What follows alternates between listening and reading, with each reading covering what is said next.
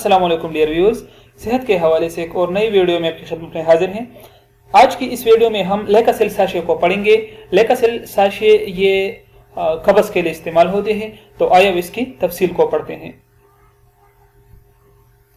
ये सामी फार्मास्यूटिकल की तरफ से बनाई गई है और कंपोजिशन इसकी है लेक्ट्रिटोल 10 मिलीग्राम। कीमत इसकी 224 रुपये है और पर साशे इसकी कीमत 27 रुपये आती है।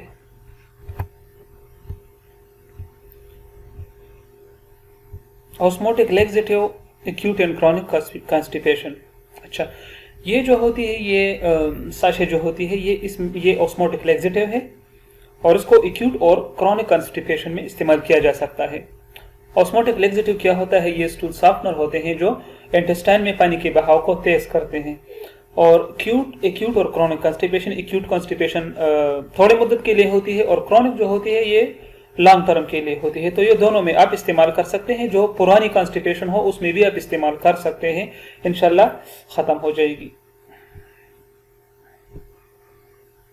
ये साशे की हालत में होती है। इसको आप पानी के साथ इस्तेमाल करें, दूध के साथ या जूस में मिलाकर पी सकते हैं।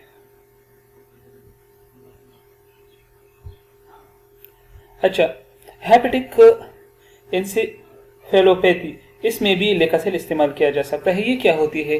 ये लीवर की बीमारी होती है और इस लीवर की बीमारी से जो होती है ये इसकी वजह से फिर आहिस्ता आहिस्ता दिमाग डैमेज हो जाता है, तो इसमें भी लेकासेल इस्तेमाल किया जा सकता है।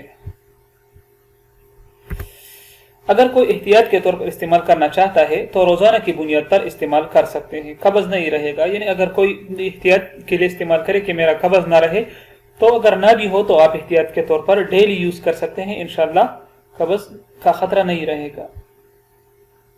अच्छा, अब इसकी साइड इफेक्ट्स को पढ़ते हैं कि इसके मुमकिन साइड इफेक्ट्स क्या हो सकते हैं। साइड इफेक्ट्स हो भी सकते हैं, नहीं भी हो सकते हैं, लेकिन ये हजारों में एक को हो सकते हैं।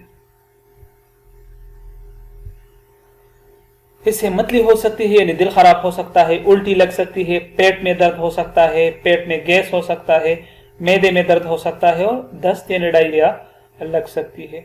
ये इसकी साइड इफेक्ट्स। अगर इनमें से आपको कोई भी साइड इफेक्ट फील हुआ तो फिर आप इस्तेमाल ना करें या डॉक्टर के मशवरे से इस्तेमाल करें। अच्छा, अब इसकी कॉन्ट्रा इंडिकेशंस को पढ़ते हैं कि किन लोगों को लेकासेल साशे इस्तेमाल नहीं करनी चाहिए।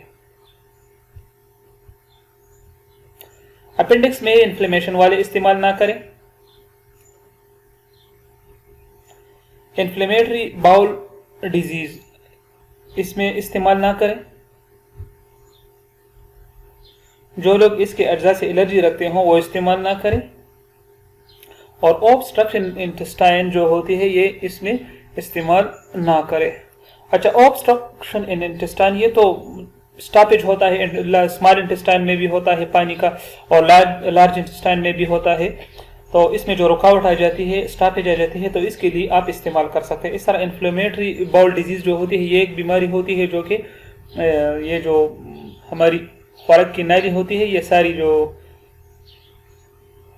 क्या होती है, इसको डाइजेस्टिव ट्रैक्ट जो कहते हैं, सारी डाइजेस्टिव ट्रैक्ट जो होती है, इसमें अगर हमारी जो डिजीज होती है इसको इन्फ्लेमेटरी बाउल डिजीज कहते हैं, तो वो लोग भी इस्तेमाल ना करें। उनको भी एडवाइस किया जाता है कि वो इस्तेमाल ना करें।